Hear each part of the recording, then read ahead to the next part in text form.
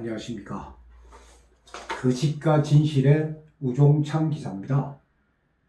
저는 2018년 12월 22일 토요일자 조선일보 사설을 읽으면서 기적과 희망을 보았습니다. 이제야 대한민국이 정신을 차리고 있구나 하는 그런 희망이었습니다. 대한민국 사법부와 조선일보가 드디어 정신을 차리기 시작했다 하는 안도감이 들었습니다. 조선일보 사설 그 제목은 이렇습니다. 검사 50명이 5개월 동안 이를 잡듯이 뒤져서 만든 공소장이 38군데나 틀렸다니 하는 것입니다. 제목이. 이게 무슨 내용이냐? 제가 오늘 이 시간에는 이 내용 그리고 이 부분은 박근혜 대통령 사건과도 직접적인 관련이 있기 때문에 제가 설명을 드립니다. 시청자 여러분들께서는 그 사법행정권 남용 혐의로 구속 기소된 임종헌 전 법원행정처 차장 사건을 알고 계실 겁니다. 그런데 이제 재판을 하려고 탁 보니까 임종헌 차장의 공소장에 잘못 기재된, 그러니까 오류가 무려 38군데나 있다는 거예요. 검찰이 임종헌 차장, 판사입니다. 임종헌 판사를 재판에 넘길 때 범죄 사실을 기록해 놓은 공소장, 그 공소장이 무려 243페이지입니다. 그 중에서 그 범죄 사실만 기록해 놓은 공소장이 210페이지고 별지로 첨부해 놓은 범죄 일람표가 33페이지입니다. 그래서 두 개 합쳐서 243페이지입니다. 그런데 공소장 210페이지 가운데 38군데가 사실이 아니라는 겁니다. 다시 말하면 공소장 20% 흠이라는 것 아닙니까? 이걸 누가 지적했냐? 재판부입니다. 언론도 아니고 재판부에서 그걸 지적한 겁니다. 재판부는 어디냐? 서울중앙지방법원 형사합의 36부, 재판장은 윤종섭 부장판사입니다. 형사합의 36부에서 공소장에 38군데나 오류가 있다 라고 지적한 겁니다. 그러면 형사합의 38부는 그럼 어떤 재판부냐? 이 재판부는 임종헌 판사를 재판하기 위해서, 쉽게 말하면 판사가 전직 판사, 자기보다 높았던 법원 행정처 차장 출신의 판사를 심판하기 위해서 김명수 대법원장의 특별 지시에 의해 구성된 그런 일종의 특별 재판부입니다. 그러면 당연히 김명수 대법원장과 어떤 코드가 맞는, 그러나 김명수 대법원장이 원하는 식으로 그렇게 재판할 걸로 다 생각했던 그 재판부예요. 그 재판부에서 검찰의 수사 잘못을 지적을 해놓은 겁니다. 그러니까 서울중앙지방법원 형사합의 36부는 12월 19일에 열린 재판에서 딱 재판이 열리자 바로 검찰을 향해서 검찰이 작성한 그 공소장에 38군데의 오류가 있다, 무려 30분에 걸쳐서 지적을 했답니다. 저는 이 재판에 참여하지 못했습니다. 그 지적을 하고 검찰 이 부분 어떻게 된 거냐 설명하시오, 그리고 정정하시오 라고 지적을 했다는 겁니다. 공소장 여러분도 잘 알고 계시죠? 공소장 범죄 혐의를 육하원칙, 그러니까 누가 언제 어디서 무엇을 어떻게 왜 하는 육하원칙에 따라서 일목요연하게 기록해 놓은 형사소송의 핵심 증거가 바로 공소장입니다. 검사는 공소장으로 말한다 하는 게 검사사에서는 유명한 말입니다. 그러니까 이 공소장에 검찰이 수사한 모든 내용을, 그 범죄 사실, 그 핵심을 집대성해 놓은 거, 그게 공소장입니다. 재판은 뭐냐? 재판은 이 공소장을 공개된 법정에서 내놓고 이게 사실이다 아니다, 그 심판하고 판단하는 게 재판입니다. 그런데 그 공소장이 사실관계가 38군데나 틀렸고 앞뒤도 안 맞다. 그럼 어떻게 되겠습니까? 조선일보 사설에서 지적한 이 공소장 오류들을 제가 몇 가지만 좀 설명드리겠습니다. 첫 번째로 지적한 건 그거예요. 공소장의 날짜, 그리고 직책, 그리고 그 등장인물들의 직책, 이름, 이런 기본적인 사실관계, 이런 부분도 좀 틀렸다, 그런 지적도 있었다고 합니다. 그러면 그런 것 정도는 검찰에서 급하게 공소장을 타이핑하다 보니까 오타를 낼 수도 있다, 이래 이해할 수도 있습니다. 그런 실수들은. 그러나 임종호 판사의 주요 혐의가 뭡니까? 사법행정권 남용입니다. 사법행정권을 남용했다는 겁니다. 그러면 그 증거는 뭐냐? 이게 문건이 증거다 하는데, 검찰에서 증거라고 제시한 문건들을 보니까 임종호 판사가 법원행정처 차장에 임명되기 석 달 전에 이미 작성해 놓은 문건이라는 거예요. 그러니까 임종원 차장은 이 문건 작성, 사법행정권 남용 문건 작성에 관여하지 않았다는 이야기 아닙니까? 그러다 보니까 조선일보 사설이 이렇게 써놨습니다. 검찰의 이러한 수사 형태에 대해서 뭐라고 했느냐? 검찰 공소장은 애당초 있을 수 없는 일을 가지고 소설을 쓴 것이다. 미리 각본을 짜놓고 거기 꽤 맞추다 보니 벌어진 일 아닌가 라고 질타했습니다. 또 공소장에 보면은 그 법원 공보관실 운영비 3억 5천만 원을 양성태 전 대법원장이 사용해 이득을 취했다. 임종원 판사는 양성태 전 대법원장, 그리고 전직 대법관들을 구속하기 위해서 그 최초 징검다리로 검찰이 구속시킨 분입니다. 그래서 법원 공보관실 운영비 3억 5천만 원 그 양성태 대법원장이 사용했다 하고 이제 공소장에 써놨는데, 재판부에서 그 돈은 양성태 전 대법원장이 쓴 게 아니고 전국 법원장들에게 나눠준 거 아니냐, 그건 다 공개됐습니다. 여러분도 아실 거예요. 그 당시 김명수 대법원장, 그 당시 지칭 뭡니까? 춘천지방법원장입니다.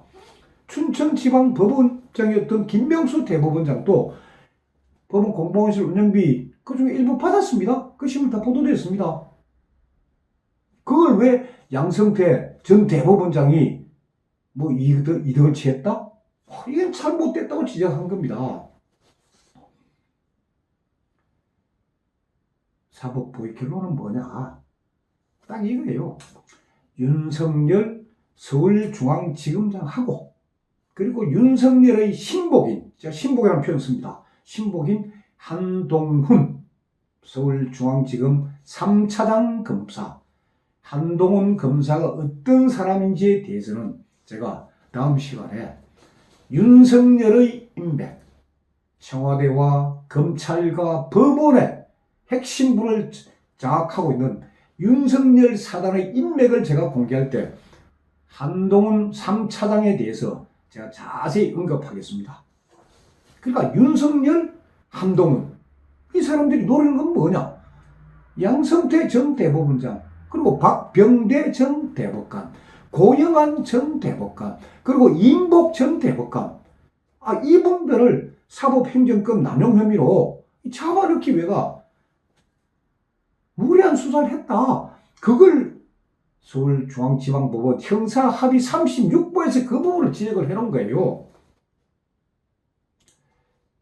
판사들 세계에서 통용되는 우스운 이야기가 하나 있습니다. 이 우스운 이야기니까 너무 정색해서 듣지 마시고, 무슨 이야기냐? 판사들은 사실 기록에 묻혀서 사는 직업입니다.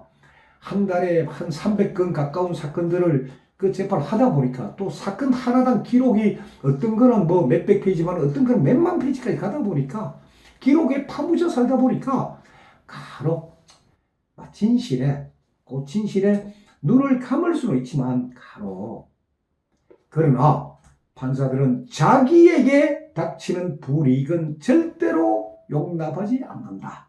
그게 판사들 세계다. 하는 게 이게 우스운 이야기예요. 그러니까 판사들은 자기한테 닥치는 불이익, 그것은 도저히 용납 못하는 그런 세계에 살고 계시는 분들입니다. 자, 보세요. 양성태 전 대법원장, 그리고 박병대, 고영한, 이인복 전 대법관, 판사 사이에서 존경받는 분들입니다. 그분들은. 그런 분들을 지금 구속시키겠다고 검찰이 난리를 치고 있지 않습니까? 그러니까 그런 분들이 구속이 되고 그런 분들에게 어떤 불이익이 닥치면 그 불통이 언젠가는 판사 자신에게 날아올 수 있다. 이것 때문에 판사들이 정신을 차리고 임종원 판사의 공소장을 아주 꼼꼼하게 들여다본 겁니다. 그래서 이 기사, 이 지금 법원에서 일어나는 이 분위기가 시사하는 바가 뭐냐? 그래서 제가 오늘 이 시간에 말씀드리는 것도 그 내용이에요. 자, 그러면은 박근혜 대통령 사건도 대법관 여러분들이 한번 진짜 꼼꼼하게 좀 봐달라. 박근혜 대통령 18가지 혐의, 그 공소장, 그 얼마나 개판입니까? 제가 계속 방송에서 말씀드리고, 그래서 그 공소장이 잘못됐고, 그 공소장을 근거로 했던 1심, 2심 재판이 잘못되었으니까 대법관들이 직급 파기를 해달라 하는 의견서를 제가 계속 내고 있지 않습니까? 저 미르재단, 케이스보재단 설립, 안종범, 그 진술 하나만 갖고 공소장이에요. 케이스보재단, 정동구 이사장, 김필성 이사의 진술, 안종범 다 다릅니다. 그런 것들은 다 무시하고, 대통령 진술도 무시하고, 최소원, 정호성 진술 다 무시하고, 안종범 진술 하나 갖고 이루어진 게 미르재단 케이스보재단 설립이에요. 상주성마 보세요. 제가 여러 번 말씀드립니다. 그거는 사실과 전혀 다른 거예요. 문체부 체육정책과장 진재수 과장이 과천 그리고 상주에 있는 승마장 찾아간 이유는 뭐냐? 청와대로 지시받은 내용은 뭐냐? 대통령배 승마대회가 왜 서울, 그 과천에 승마장이 있는데 왜 서울이 아닌 지방에서 열리느냐? 그 연유를 알아보라 해서 출장을 가고 현장 확인했던 거예요. 승마협회 비리조사 아닙니다. 그리고 이재용 삼성전자 부회장 그 경영성계, 박근혜 대통령이 그 경영성계, 이재용 부회장의 경영성계를 돕기 위해가 삼성에 이런 10가지 일들을 해줬다 하는 게 이 특검의 공소장입니다. 그 중에 박근혜 대통령이 제일 먼저 해준 게 뭐냐? 공소장이 이거 아닙니까? 중간금융지주회사 도입이다. 중간금융지주회사 도입 무슨 말이냐? 그러니까 일정한 요건을 갖추면은 일반 지주회사도 금융계열사를 지배할 수 있도록 그 허용한 게 이 중간금융지주회사 도입이라는 이 건입니다. 자, 이 건은 박근혜 정부가 출범 초 2013년 5월경에 이미 국정과제에다 이를 포함시켰습니다. 2013년 5월달에. 그리고 2014년 2월달에는 경제혁신 3개년 계획에 이걸 포함을 시킨 겁니다. 그때 삼성전자 이근혜 회장 건재하실 때예요. 아니, 이재용 부회장이 경영성계 받으려면 아버지 신상이 무슨 이상이세 될 거 아닙니까? 이근혜 회장 건재하실 때 박근혜 대통령은 이런 정책들을 추진하신 겁니다. 이근혜 회장 쓰러지신 게 언제입니까? 2014년 5월입니다. 이건 회장 쓰러지니까 삼성에서도 결국 이재용 부회장 어떤 경영성계 꼭 뭐 생각할 수 있겠죠. 그런데 박근혜 대통령이 1년 전에 한 일을 갖고 이게 박근혜 대통령이 이건희 회장이 쓰러질 거를 1년 전에 알고 이재용을 도와주기 위해서 이렇게 했다? 이게 특급의 공소장입니다. 제가 계속해서 이 방송에서 말씀드리고 있지 않습니까? 박근혜 대통령 사건은 이제 대법원에서 심리 중입니다. 그래서 이 법원이 그리고 오늘 조선일보가 사설을 쓰지 않았습니까? 조선일보가 이런 재판 내용 보도 안 하면 그뿐입니다. 사설로 썼습니다. 이걸 검찰 수사 무리하다는 그 지적을 한 거예요. 법원도 이제 약간 정신을 차렸고 조선일보도 약간 정신을 차렸으니까 이제라도 정신을 바짝 차리고 진실을 밝혀준다면 대한민국의 미래는 결코 어둡지 않을 겁니다. 그래서 저는 이 방송을 하면서 희망과 기적을 보았다고 조선일보 사설을 읽으면서 저는 기적과 희망을 보았다고 제가 말씀드리는 겁니다. 희망 고문 아닙니다. 조선일보 사설 마지막 문장을 제가 한번 읽어드리겠습니다.